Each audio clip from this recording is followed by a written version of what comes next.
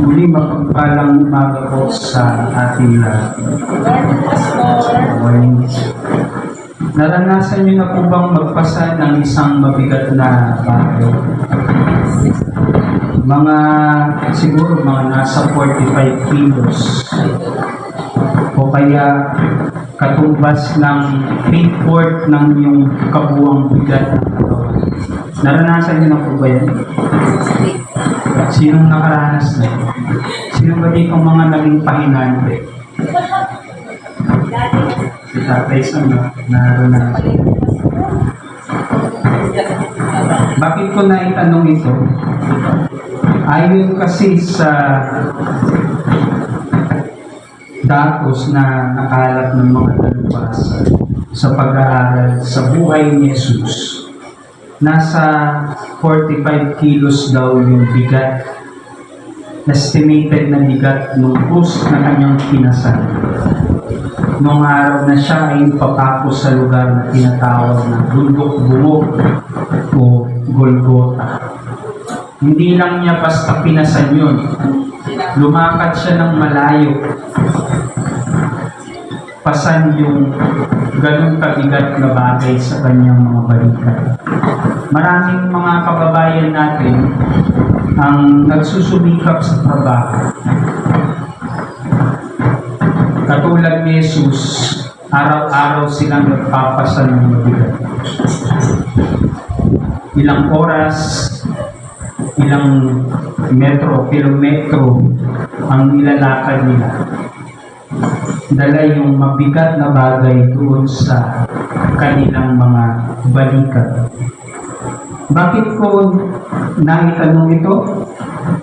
Kasi maaari sa ganitong paraan natin may larawan o maunawaan ang sinasabi ni Jesus doon sa batayang teksto na ating binasa kanina.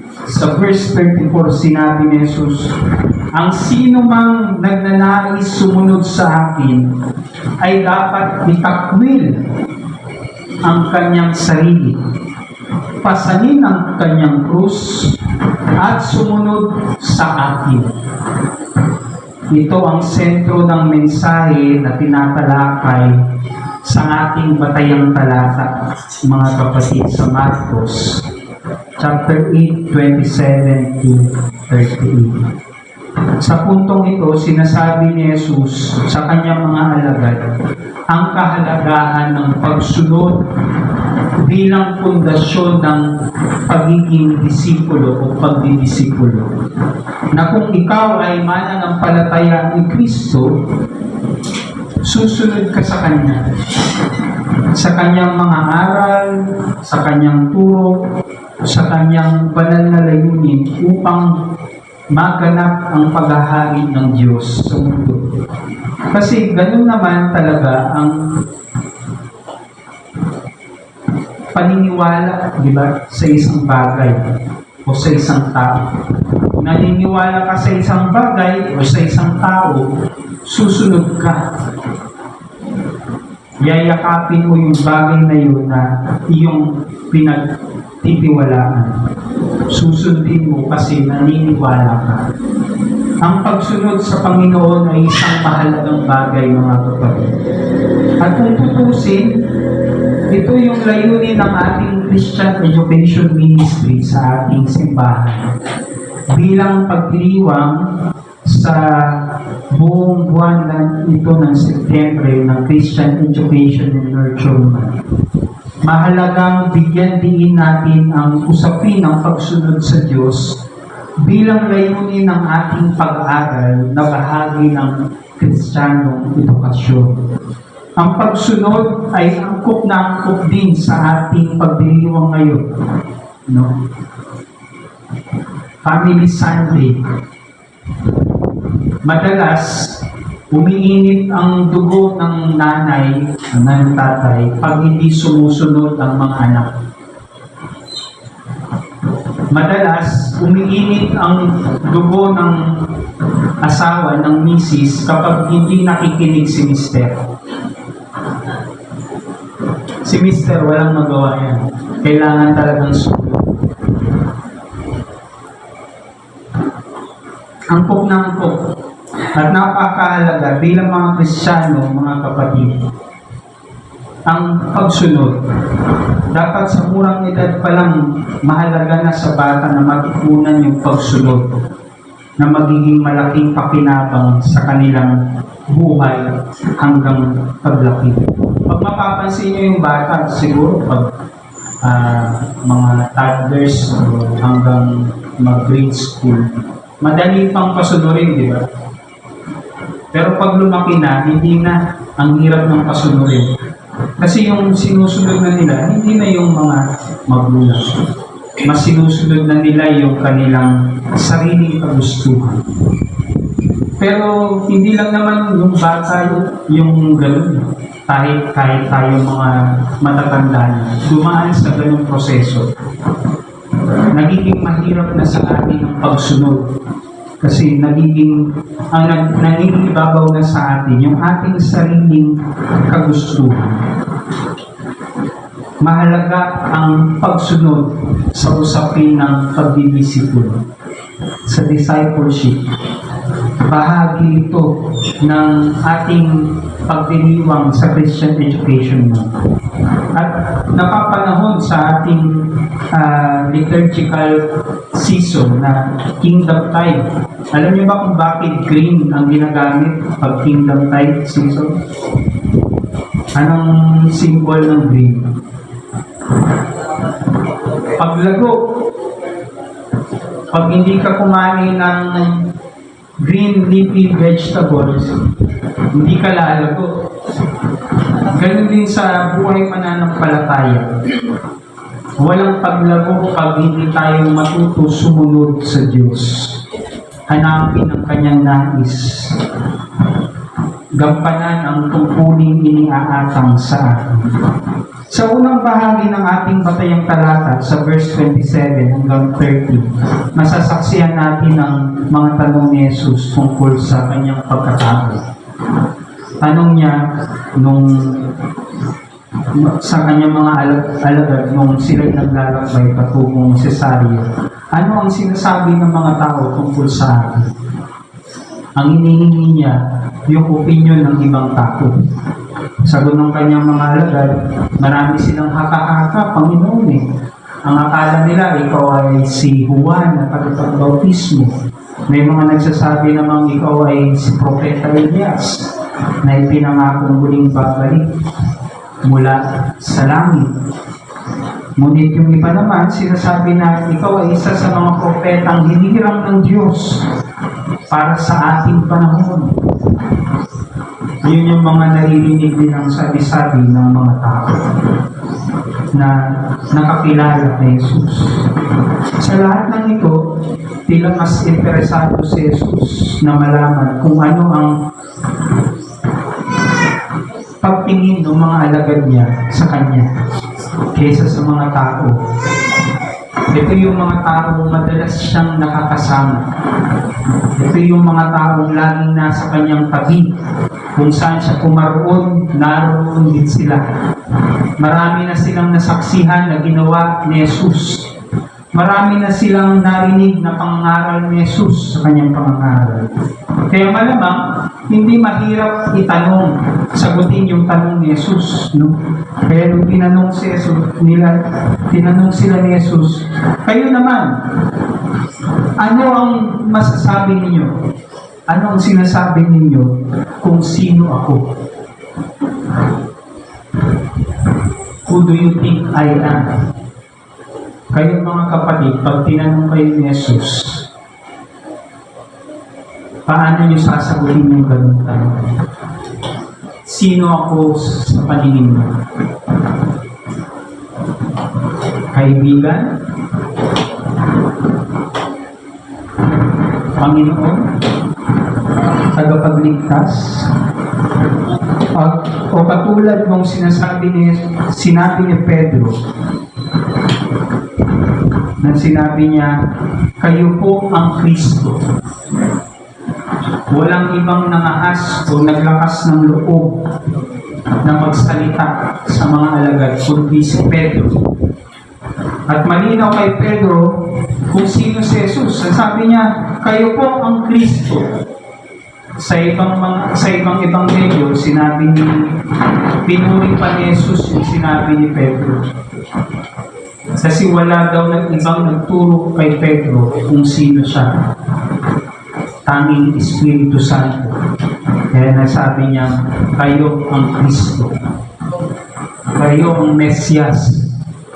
Kayo ang pinili ng Diyos, sinirang ng Diyos, sinugo ng Diyos para sa sangkatauhan. Sa sulat ni Marcos, ito ang kauna-unahang pagkakataon na ipinakilala ni Jesus na siya ang Kristo. At nanggaling yun kay Pedro. Bakit nasabi ni Pedro yun? Kasi gumugol siya ng maraming oras, ng maraming panahon, ng maraming lakas sa pagsunod niya kay Jesus. Walang taong makakapagsabi kung sino talaga si Jesus unless na maglaan siya ng oras, ng panahon, ng lakas sa kanyang pagsunod. Kaya pag tinanong kayo ni Jesus, anong sasagot ninyo? Sino si Jesus sa tingin ninyo, mga kapatid? Baka yung iba mahirapang sumagot kung hindi kayo nag-aalay ng iyong panahon sa pagkilala sa Kanya at sa pagsunod sa Kanya. Ito yung unang makikita yung salita na pagkatapos ng 7 kabanata kung saan tinalakay ni Jesus ang tunay na pagkakakilanlan, kapangyarihan at otoridad niya sa pagsasagawa niya ng pangangaral at ministeryo sa publiko. Kaya ang sagot na iyon ni Pedro ay nagpapakita ng malalim niyang pagkakakilala kay Jesus na siyang Kristo. Sa 8 kabanata ng Ebanghelyo, matapos ang magsagawa muli ng himala si Jesus sa pamamagitan ng pagpapakari ng nasa 4,000 katao, sa pamamagitan lamang ng 5 tinapay at ilang maliit na isda, muling sinubok ng mga kritiko si Jesus ang kanyang kapangyarihan at pagkakakilanlan. Nung pumunta siya sa lugar ng Dalmanuta, pagkagaling sa Decapolis, muli silang nagtagpo ng mga Pariseyo at inilingan si Jesus na magpakita ng mga himala mula sa langit upang sila ay maniwala sa Kanya. Si Pedro, na lagi niyang kasama, laging naroon, nakita yung kanyang mga himala, narinig ang kanyang mga pagtuturo, naniwala. Baka sakaling mga Pariseyo pag pinakitaan. Pero yung mga Pariseyo, lagi rin nandun kay Jesus. Kung saan si Jesus, mabalitaan nila, pumupunta sila. Pero ang tanging hangarin nila, abangan si Jesus na magkamali. Hanapan ng butas si Jesus para sisihin, para i-criticize. Tulad sa panahon ni Jesus, sa ating kasalukuyang panahon, marami ding sinasabi ang mga tao tungkol sa pagkakailanlan ni Jesus. Ngunit sa kabila ng lahat ng ito, ang higit na mas importante sa Kanya ay kung ano ang pagkakakilala ng Kanyang mga tagasunod sa Kanya. Kayo ba ay tagasunod ni Jesus, mga kapatid? Mahalaga kay Jesus kung ano ang pagtingin ninyo sa Kanya. Kung ikaw ay tagasunod ni Jesus at nagsasabing ikay Kristiyano, maaari niyo bang sagutin, sino ba si Jesus sa iyo?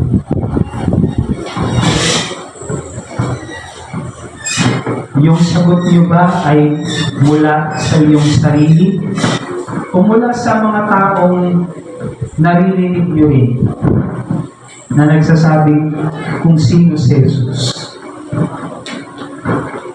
Bilang mga Kristiyano, mahalaga na kilala natin maigi si Yesu Cristo bilang ating Panginoon at siyang sentro ng ating pananampalataya at paglilingkod.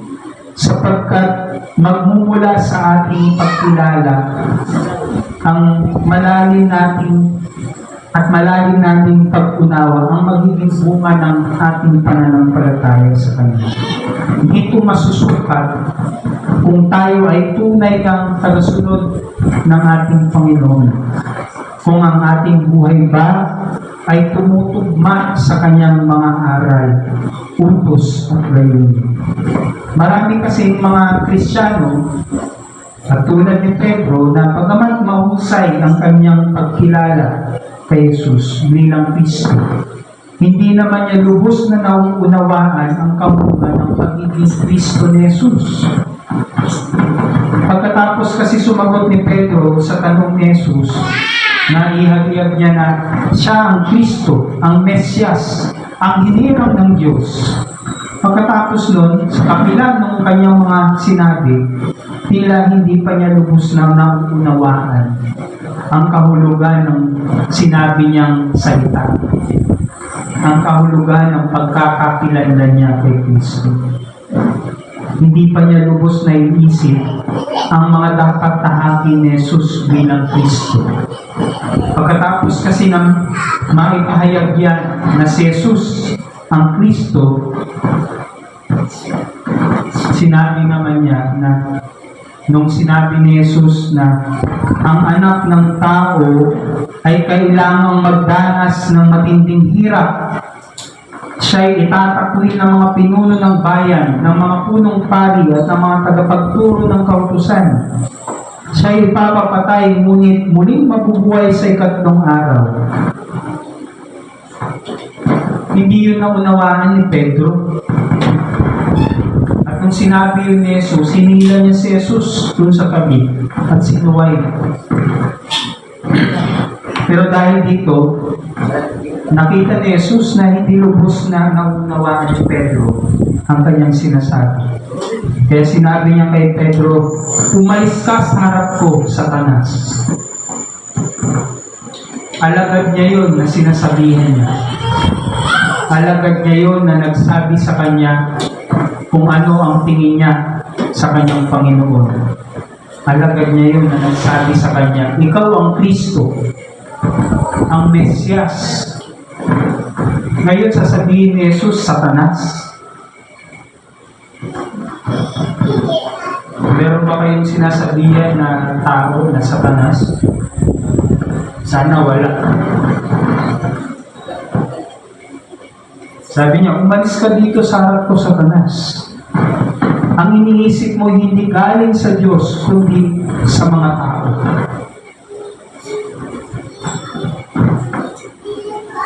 Sumakto man si Pedro sa pagkakilala niya kay Jesus bilang Kristo, kinulang naman siya sa pag-unawa kung anong ang ibig sabihin niya. Alam niya na si Jesus ay ang Kristo, pero hindi niya alam ang kahulugan ng pagiging Kristo. Nakakalungkot dahil hindi nalalayo ang kalagayan natin sa ating maraming mga Kristiyano sa kasalukuyang panahon. Kilala din nila si Jesus bilang Kristo, ngunit hindi nila alam kung ano ang kahulugan ng pagiging Kristo, lalo higit ng pagiging Kristiyano. Alam nila ang salitang Kristo, ngunit hindi nila lubos na nauunawaan ito. Alam nila ang salitang Kristiyano at kinikilala nga nila ang kanilang mga sarili bilang mga Kristiyano, pero hindi nila lubos na nauunawaan ang tunay na kahulugan ng pagiging isa nito. Sapagkat ang kabuuan ng kahulugan ng pagiging Kristiyano o pagiging alagad ni Kristo ay nasa sinasabi ni Jesus doon sa verse 34. Nung sinabi niya, ang sino mang nagnanais sumunod sa akin ay dapat itakwil ang kanyang sarili, pasanin ang kanyang krus, at sumunod sa akin. Mga kapatid, ang tunay na kahulugan ng pagiging Kristiyano ay pagtatakbo sa sarili, pagpapasa ng kanyang sarili sa krus at pagsunod kay Kristo. Ngunit ano bang ibig sabihin ng mga ito? Pag sinabi natin pagtakwil sa sarili, hindi po nangangahulugan ito ng pagpapabaya sa ating sarili at hindi pagkilala sa ating sarili. Ibig sabihin lamang nito ni Jesus na hindi na ang ating sariling hangarin, hindi na yung ating makasariling hangarin ang dapat nagbibigta sa ating sarili. At hindi na ang ating dating pagkatao ang mangingibabaw sa ating buhay. Maraming Kristiyano, ganun pa rin. Kaya walang makitang pagbabago.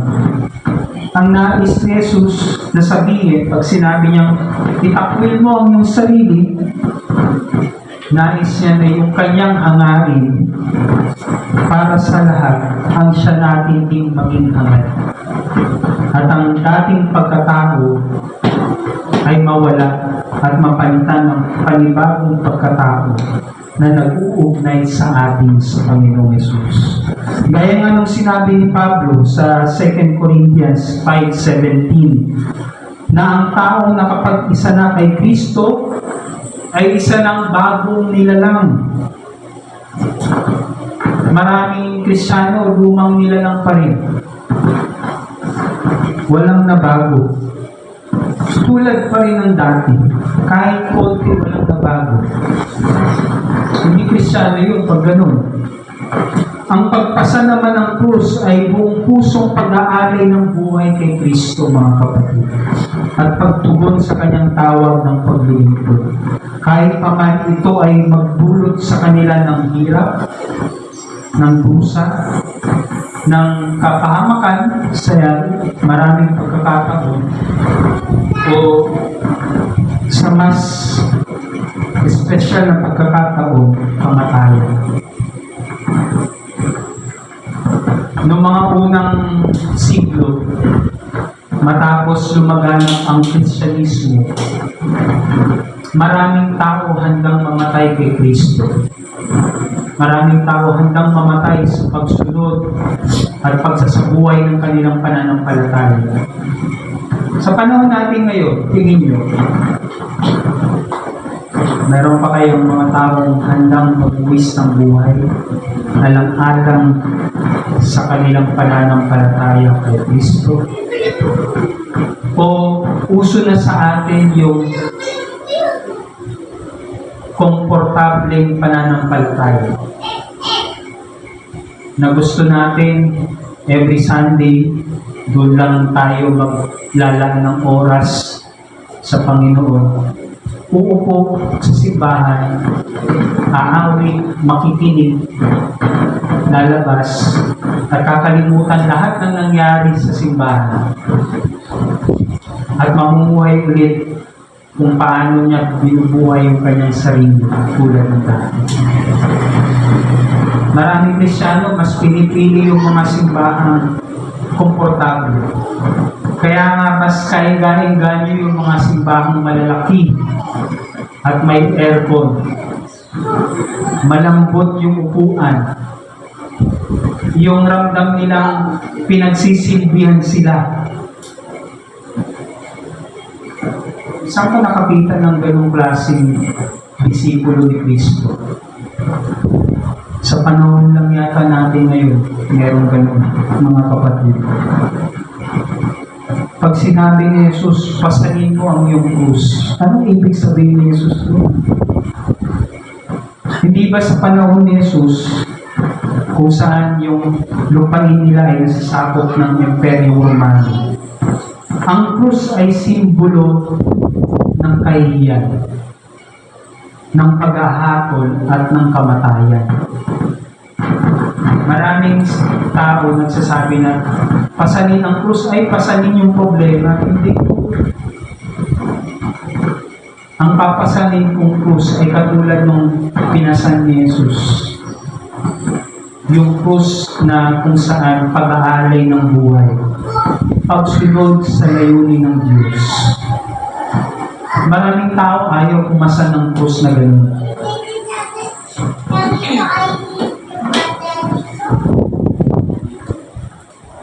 Maraming tao mas gustong ang buhay na komportable, walang inaalala.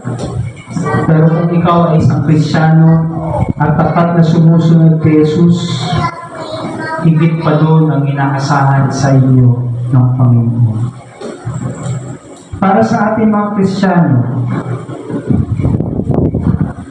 yung krus na dating simbolo ng kamatayan ay simbolo ng kalakasan sa kabila ng kahinaan, kapanatagan sa kabila ng kaguluhan, at buhay sa kabila ng kamatayan.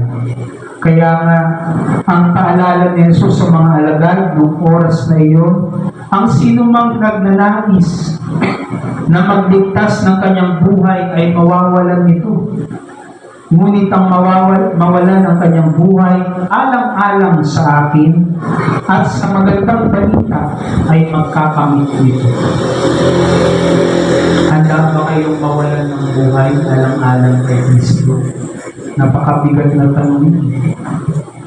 At kahit ako bilang pastor, ang hirap nun sagutin sa pamuhay. Handa ba tayo pasalin ng krus, mga kapatid?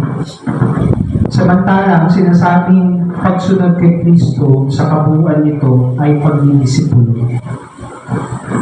Ito ay isang pamamarang Kristiyano na kung saan ang isang taong nakipag-isa kay Kristo, itinakwil na ang dating sarili. Pinasan na ang kanyang krus at buong puso na ngayong sumusunod sa yapak ni Jesus. Sa pamamagitan ng paggabay ng ating mga church workers at leaders, sa pamamagitan ng Christian Education Ministry ng ating iglesia, layunin dapat natin na maging bunga ng ating simbahan ang maging mga taong tapat at tunay na tagasunod ni Jesus. Hindi dapat tayo nagpaparami lamang ng kaanib o ng miyembro. Maraming ang miyembro pero hindi mo maasahan. Maraming ang miyembro pero hindi naman hanggang sumunod kay Kristo. Hindi yun buhay na iglesia. Hindi yun iglesia ni Kristo. Sa panahon natin ngayon, lubos na nakababahala, maraming mga Kristiyano ang hindi lubos na nakakaunawa kung paano ba dapat maging isang Kristiyano, maging isang tagasunod ni Kristo.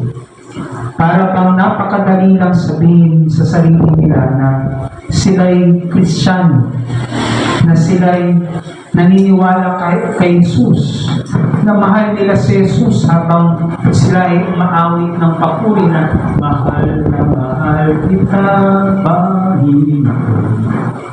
Pero hindi naman makita sa buhay.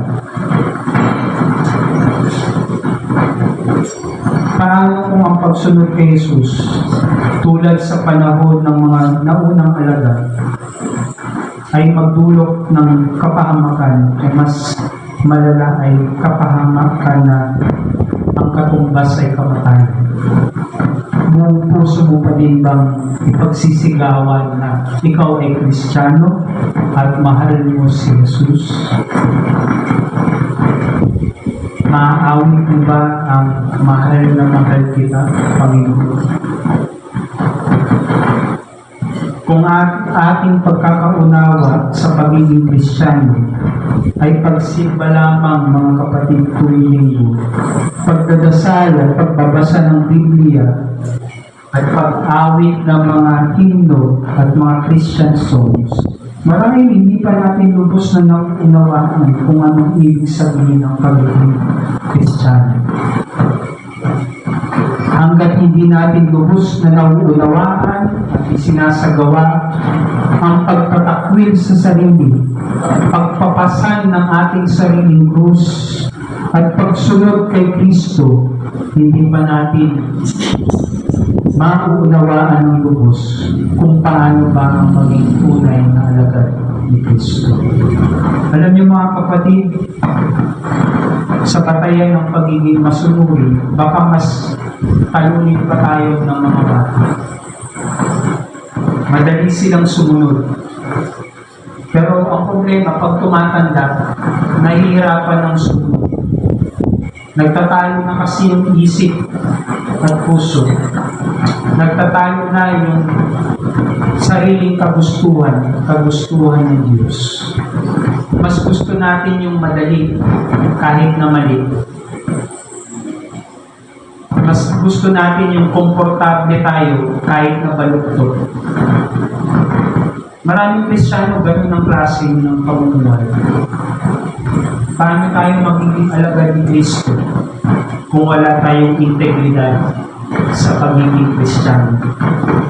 Kaya mga kapatid, isipin natin na dapat siguro sa pagkakataong ito,